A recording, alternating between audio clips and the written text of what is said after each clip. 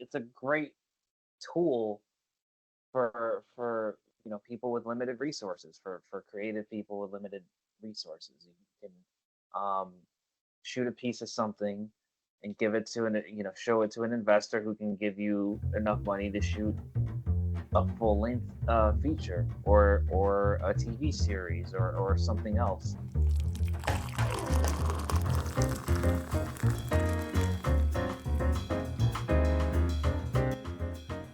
Hello, and welcome to the Cup of Tea Critiques podcast. I'm your host, Brandon Chasen, and like always, I'll be joined today by the great team that brings you cupofteacritiques.com. We are super excited to get started on our podcast where we will share our unique perspectives on several different areas in movies and television. At Cup of Tea Critiques, we encourage critical viewing of cinematic presentations so you can decide for yourself if they're your cup of tea. Here on the Cup of Tea Critiques podcast, we will dive even deeper into the productions and subjects that we cover on our website, engaging in conversation and sharing our unique perspectives on each topic. Ready for a deep look with a deep brew? This week's topic, the virtues of short films. I'm so excited to get started on this topic, so without further ado, let's get started. In case you're unaware, Cup of Tea Critiques is a family business, and I'm here with my brother Chris, my mother Reba, and my father Terry. As today's topic of the virtues of short films, Chris, you wrote this Crumpets article, and I found it very insightful for all the things that short films are able to do. And I came away realizing that it was much more than just some friends with a camera putting together something that was really short. So can you kind of dive into a bit of what inspired you with this article and just maybe some of your experiences with short films?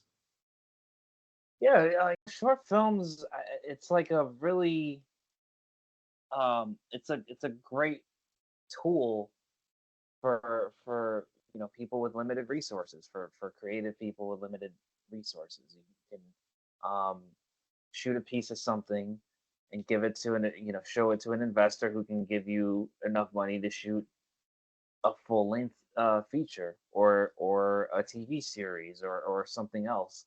And with technological advances, it's only democratized it even more. It's now not only do you not need to shoot a full length feature with a fancy camera, you could shoot a short film with your iPhone and your friends, and who knows who sees it, and you could put it out.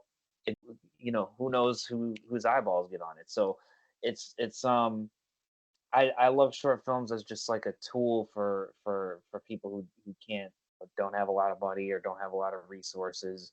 They just have some really good ideas and a passion for creating. Um, and so I love that short films exist as just a staple for um, for people like that. But they also serve a function for people who do have means. You might have the ability to make a longer feature, but you still want other funding. So you shoot a short film. It gives somebody, a production company or an executive or an investor, some idea of what you're going for, and they can decide, what I think this will be a moneymaker, and they can choose to invest in it. They can greenlight it.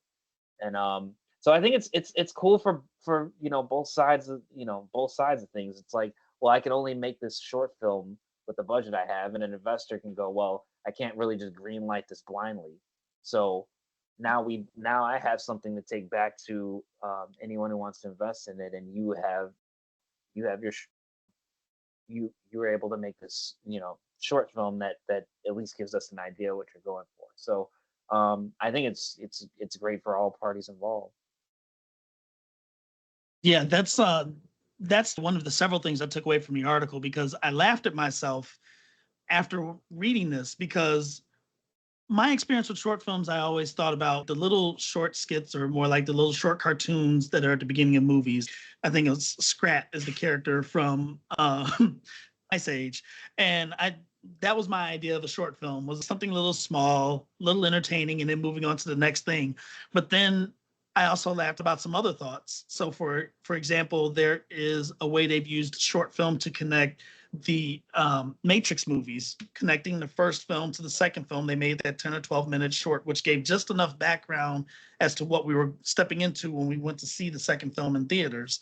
And then I also know for myself, I grew up a big Voltron fan, and I remember coming across a short film that was um, it was an actor portraying Lance in the end of the Voltron Force. And I don't know if the purpose of it was just to kind of touch on somebody's fandom there, but I also felt since it was a live action one, it was somebody trying to scream out that, hey, we really want to see a live action Voltron film.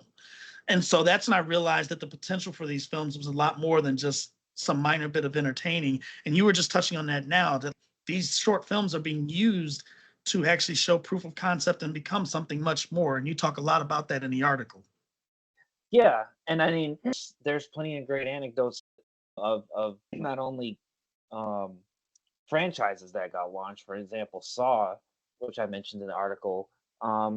James Wan and his friend, just made Saw. Were able to show it to somebody, and it spawned, I want to say 9 movies now, 7, 8, 9 movies, and a huge fan base. And it all started from a short film. Um, so it's not only launched franchises but careers.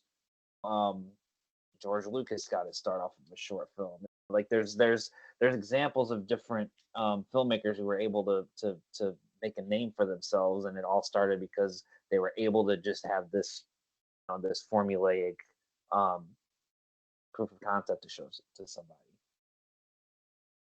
Yeah, I was surprised reading your article. I didn't realize that a film like 300 started from a short film.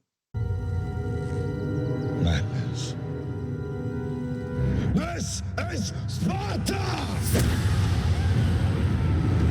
And kind of take me through a little bit. It's interesting because what you mentioned is how they used it was only a minute and a half, if I remember correctly, you said, but they portrayed the way the violence would be portrayed in this film. And I loved how that was done because I thought that was really amazing and unique when I watched it. And the idea that somebody actually had the forethought to say that if I showcase this, which to me at that time was a unique presentation when 300 came out, they realized, let me showcase something that will differentiate me from the rest of the items that are out there. And they were able to parlay that into a feature film. Yeah, you captured. He was able to capture the essence of the movie. And like this is what's going to appeal to our audience, right? He could have shown Leonidas doing something really random, and you've been like, well, all right, doesn't really give us an idea of what the movie's about. But the fact that it's about battle, and you were able to show this is what the battle's going to look like. This is what it's going to look like on screen, and this is how we're going to draw people in. And I mean, it can. In this case, it was the action. It could be something else. Mom, Dad, what's something that popped for you from the article that Chris wrote, that maybe something that you didn't know going into it that he kind of shared that really grabbed your attention? Yeah, there were quite a few things from Chris's research that were fascinating to me. When I thought about short films, I always saw them as a tool for students, that perhaps they were something used in schools to teach film students how to make movies. And that's how they were used, strictly in that way. And so after reading Chris's article, I realized that they had a more broader use. And that they were indeed the beginnings of films and even television series. I can remember one of the first short films that I reviewed was Operation Cavity. I guess it was about 25 minutes or so. It's about a kid who basically he and his friends can't stand a dentist, and kid has to go to the dentist, and they blame the dentist for all their ails. And so they look at ways for getting back at the dentist. Anyway, it really is a cute little movie. And I initially wrote it up as just a self-contained movie. And when I talked with the filmmaker later, what I learned from him is that it was meant to be a proof of concept, that the plan was to indeed parlay that into a television series, perhaps, or I can't remember if it was a television series or a movie. And that's when I really began to appreciate just how short films were, not just for student use and not just for small self-contained films, but they had a much broader use. Another thing I learned was just how short films can be. I mean, you guys just touched on just how short the short film for 300 was. I think you said a minute and a half or something, where they showed the height of the action for that movie, and that was sufficient for it to be greenlit. I think the shortest one I ever did, I ever reviewed anyway, was about 3.5 minutes.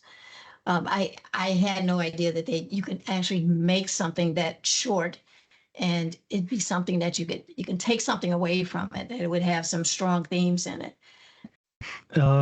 Interestingly enough, like your mother, I pretty much consider short films the work of students.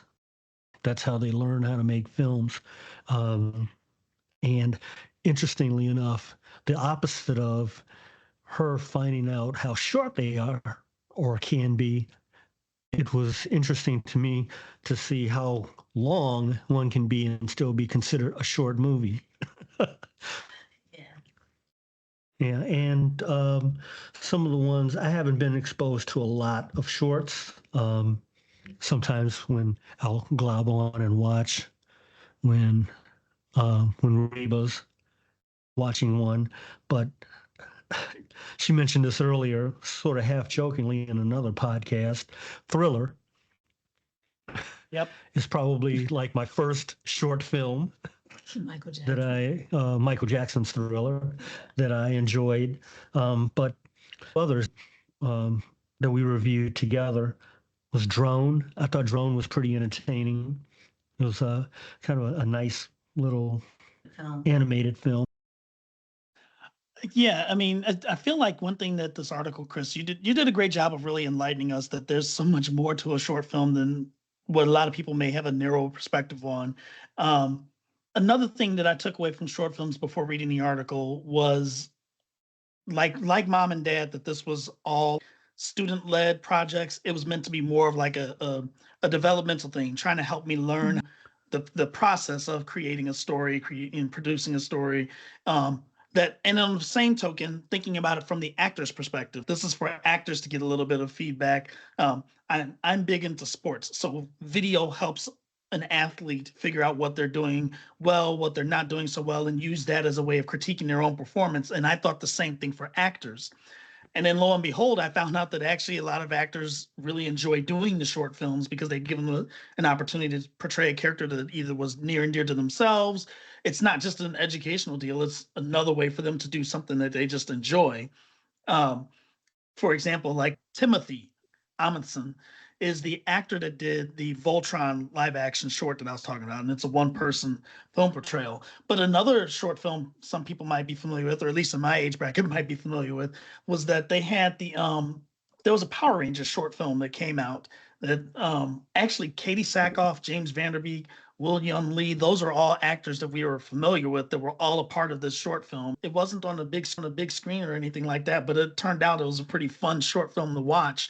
What I wanted to get to is that we thought these were more like student-led projects, and you also talk in this article about how there are student opportunities for them to be recognized, and they're using this to get funding for these projects. So can you give us more insight into that? For sure, for sure. There are several festivals for short films, and a lot of times sometimes the prize sometimes the prize is money. First prize is money. Sometimes it's just an opportunity, a grant or something along those lines. I mean, the big short film festival I think everybody points to is the Holly Shorts, which if you win, you could qualify for an Oscar nomination. So there are different short film festivals that are Oscar qualifiers, which is so you have an opportunity to be recognized, obviously on the biggest ceremony, whether it's a nomination or you actually win. Um, and so there's definitely more than just Holly Shorts, but I think that's one of the big festivals that everybody points to. And then there's festivals that are specifically for students, um, and those are obviously those are great opportunities. I mean, I think you need a certain amount of you probably need a certain amount of backing in to even get into those. But one called the Student Academy Awards, for instance, that's Mm. put on by the actual academy every year. Offers a gold, silver, and bronze medal. There's a categories like live action short, documentary short, animated. Um, and so they've, according to their site, 63 medalists, because they had a gold, silver, and bronze medal. There's 63 medalists in the history of it that have been nominated for an Oscar, and 11 of them won an Oscar. Hmm. And that's we're talking about students, who entered into a student, essentially a student short film festival, and for 11 of them, it resulted in winning an Oscar. That's So pretty good. that's a Yeah. pretty, That's really yeah, good. that's a pretty Yeah, cool, almost 20%. Yeah. yeah. Um, so yeah, so I think, to your point, even for a kid who's, if you're in a um, if you're in a film school, you have the opportunity to get on that stage, maybe younger, younger and sooner than you probably ever imagined. Another piece to it, Chris, that you mentioned in this article, one thing that's weird I found fascinating is that these are often used as fundraising projects, and yet at the same time for these competitions for all of the fairs, there is a budget maximum that they can have as well. It looked like. Am I reading that correctly? Am I understanding correctly how that works? Yeah, well, um, generally, they classify. It's kind of in how the Screen Actors Guild classifies a short film, what they view a short film as, and what they view a low budget scale as. So there's like different. I'm guessing there's different ranges, but what they view, the Screen Actors Guild defines a short project as, on a low budget scale, as being entirely shot in the U.S.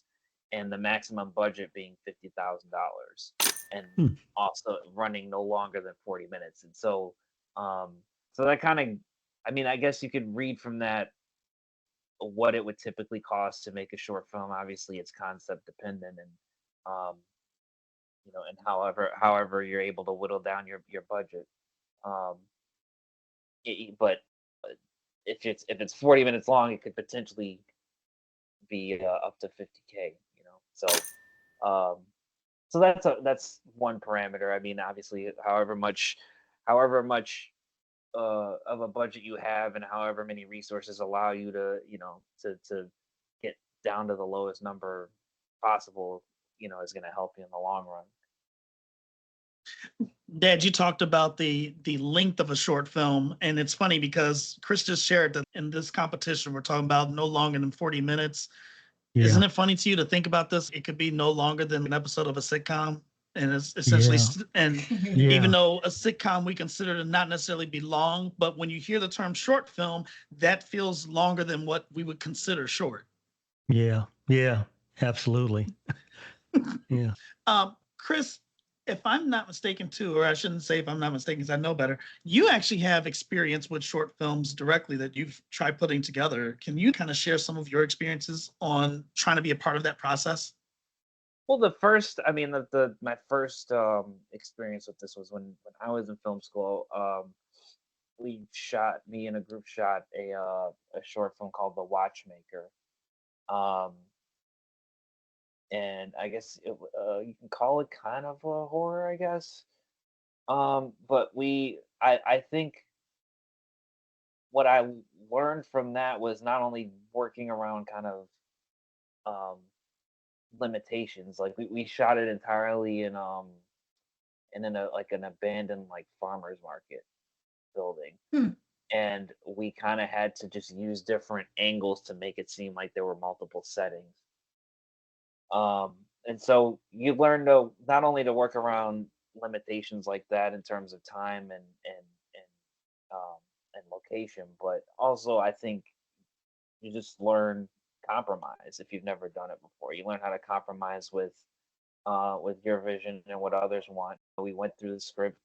I was co-writing it. It was someone else's idea, but I was co-writing it, and you just kind of learn you learn to compromise. Like, you're not going to get everything you want. They're not going to get everything they want.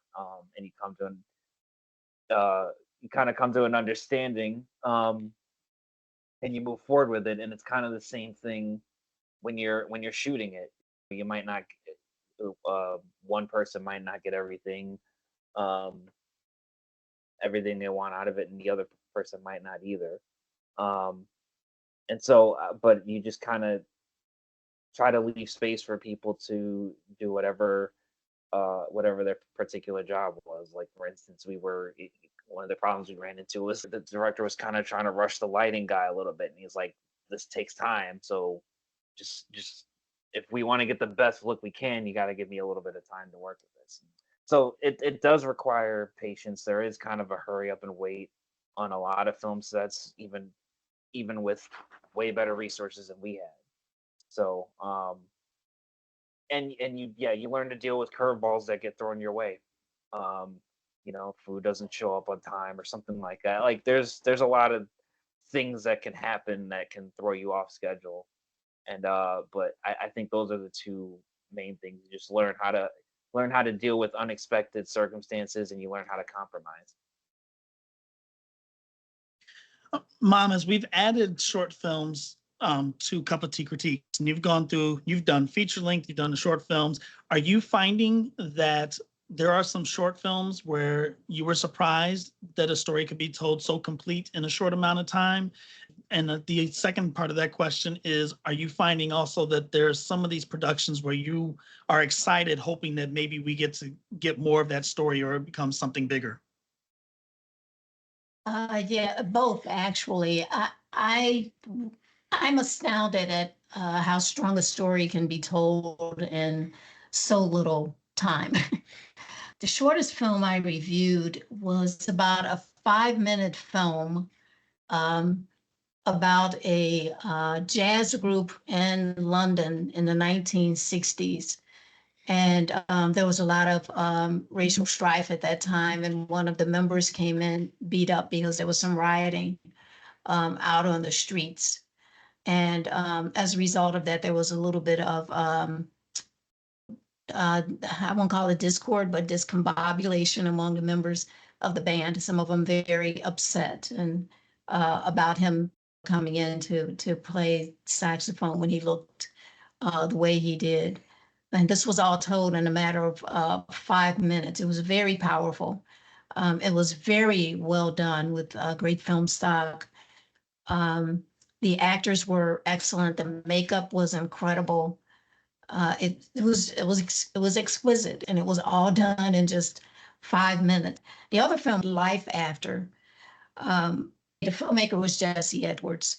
I think it was about 30 minutes long, and it was an action film. I mean, it felt like a movie. I mean, it felt like a high adrenaline movie that you will go to the theaters to watch. The door is going to open. I want you to come alone. If anyone else enters, I will kill someone. It ended with this villain and this cop in the room. And we need to know what is going to happen in this room. But instead, the movie ends. And I screamed, how can you possibly end a movie like that? And I read later where Jesse Edwards, the director, wrote it to end that way because he said he likes to leave the audience with something essentially to stew on. You decide how it ends. When I was younger, my sister and your dad even bugs me about this. I like things to resolve. I like a resolution. So I I didn't like what he did here, but I admired that he decided to take this route with his story. It was a very strong story, very well done, well acted. Uh, So yeah, I'm just amazed at what filmmakers are able to do with such little film strip. Yeah, and what's interesting is I mean, I kind of wanted to circle back around to just what do you want to accomplish with your short film? Um, and we spoke about how the objective of Die Free is the name of the short film for 300. It was to convey what the violence would look like. For other films, it could be something else. Like to me, one of the best examples is like Whiplash. Damien Chazelle, the director of Whiplash, he made a short film in 2013, which I think was about 3 years before the feature came out. And it's he the short film is this drummer. It's just kind of similar to the movie. This drummer goes into his first rehearsal at music school, and what he perfectly conveys is like the music teacher.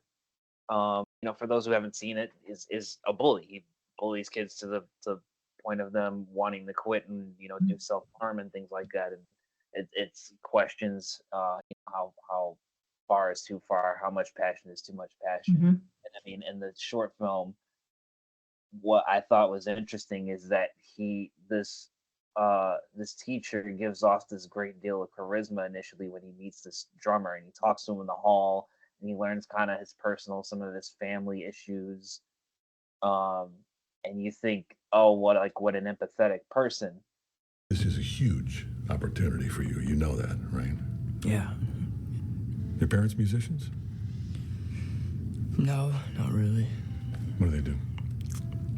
Well, my dad is a writer. Oh, what's he written? Well, I guess he's he's a teacher mainly. I guess. College? Pennington High. What about your mom? What does she do? I don't know. She left when I was a baby.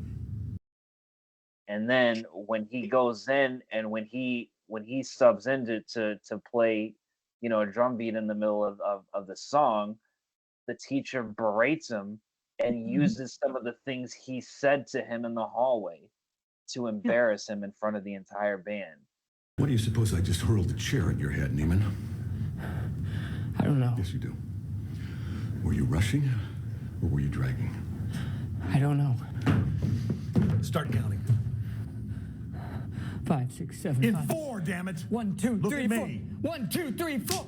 1, 2, 3, 4. 1, 2, 3, Stop. 4. Was I rushing or was I dragging? Rushing or dragging? Rush, I don't know. Start counting again. 1, 2, 3, 4. 1, 2, 3, 4. 1, 2, 3, 4. Stop. Rushing or dragging? Rushing. So you do know the difference. If you deliberately sabotage my band, I will you like a pig. And it's like reversal. If you had no context going in, it completely catches you off guard. You're like, that was pretty diabolical. He talked to this kid in the hallway specifically to embarrass him in the middle of rehearsal. And I think if you're an investor watching it, you're like, oh, I want to see more of this character. This is a good villainous character, and he was able to get the actor that he ended up using in the movie, J.K. Simmons, to play in the short film, which I think is probably pretty rare that you're able to get an established film star to play the role and potentially play in the feature. So I think that's a great example of a director just figuring out what the hook for his movie is and building his short film around that. We've also had the privilege at Cup of Tea Critiques of being able to interview some of these creators of the short films. And I was hoping that we could share a bit of like if they've given the inspiration for the films and what they wish to accomplish with those. And if you took away anything about their journey on in the process and where they could potentially take these projects. Yeah, I mean, I guess the what I would take away from the interviews that we've had with certain creators is just that their margin for error is tight basically, and they have to get the creativity isn't just what you write on the page, it's how you're able to even get through the shoot. It a lot of times it's you get thrown a curveball. It's something you thought would be there isn't there. And it's a different surprise every time, and you just have to get creative with getting the shots you want, getting the people there when you want, managing around different people's schedules. And I think why it can be very rewarding, even if you don't get the exact product you wanted, and you learn to live with the imperfection of it, and maybe even embrace it. And I think that's um that's a cool thing for anybody who dives into doing a short film.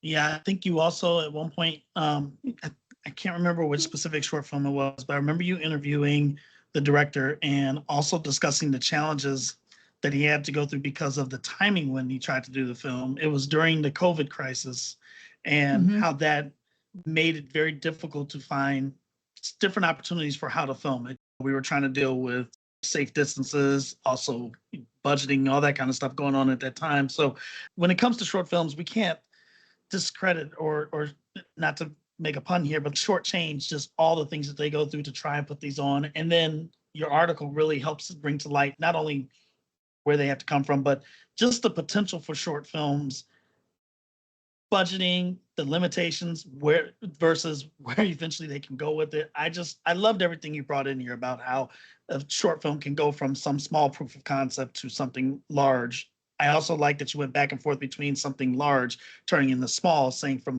the big screen to the small screen. So we now can see through your article that it goes both ways. Yeah, For sure. I think it's important to know too that these are not purely technical projects either for the filmmakers, well, two things. They're not purely technical projects, and they're not, and their goal is not always to make it into something larger. I think, for example, about Life After, the short film I mentioned, that's like a movie. Um, the filmmaker had no aspirations of making that into a theatrical release or a made for TV movie. He wanted it to be a short film. The purpose was not to go beyond that. So I think that's one. And in terms of the technical, though, I think I think it's important to realize that even in their short versions, for many of the films that we reviewed on the site, especially, even in their short form, they have some very powerful themes. They give us some great insight into things. I think about the film, for example, by Leila Aviles called Eye Two Times Mouth. And she's a Mexican filmmaker who made this, I think it's about a 20-minute short about two opera singers who really are opera singers in real life. At the time I watched this, I didn't know. And one of them is blind, and one of them happens to be I think she's a security guard at a museum. And when things are idle, she kind of sings. She sings, walks around and just sings beautifully. And her teacher, one of her teachers or mentors, turns out to be this the opera singer that's blind. And there is a point in the film where she has just this incredible conversation with him. They have a private moment before she's getting ready to go on stage for kind of a recital. And he's giving her some encouragement, and she uses that opportunity to ask him some pretty poignant questions. And among those questions is how he sees music, even though he's without sight. And what I love so much about that exchange over that period is she asked him questions that many of us have a difficult time asking people who are disabled, people who are blind in this instance. We don't ask them anything about their blindness. And so I just found that exchange very moving. And so it was a film that I felt gave us as an audience, especially me, I should just speak of me. It set me in that space next to him so I can just hear, what is it like to be you? Anyway, I just found that very, very moving. And it was the same with Operation Cavity. And I know I have a particular fondness for this movie with the kids, and it was just a lot of fun. There was a scene where one of the kids has to go to the dentist to get some work. And sitting in a dental chair, and we're seeing things from his point of view. And so the dentist is coming toward him with these drills, getting ready to go into his mouth.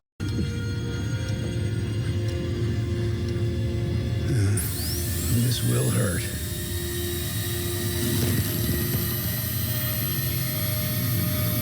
And I found that to be a very interesting point of view because we get to see from his point of view why going to the dentist is so scary. And so knowing that, what can people think about ways to prepare their kids for the dentist? I mean, that is their fear. And even though the filmmaker didn't write it that way to convey that, that is something that I got from that. And it can make people think, well, how can I prepare my kid for the dentist? So anyway, I said I was pretty long-winded there, and I apologize for that. My point is simply that these are some very, very strong films, just as short films.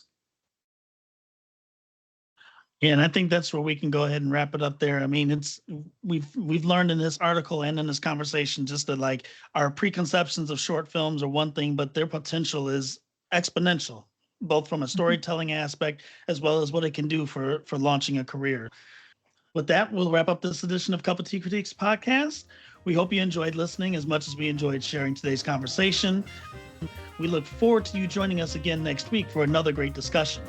You can stay in the loop on all things COTC by subscribing on our website at cupofteacritiques.com. You can also find us on Facebook. Check out our Instagram at Cup of Tea Critiques and on Letterboxd at COT Critiques. For Reba, Terry, and Chris, I'm Brandon. We'll see you next week for another deep look with a deep brew.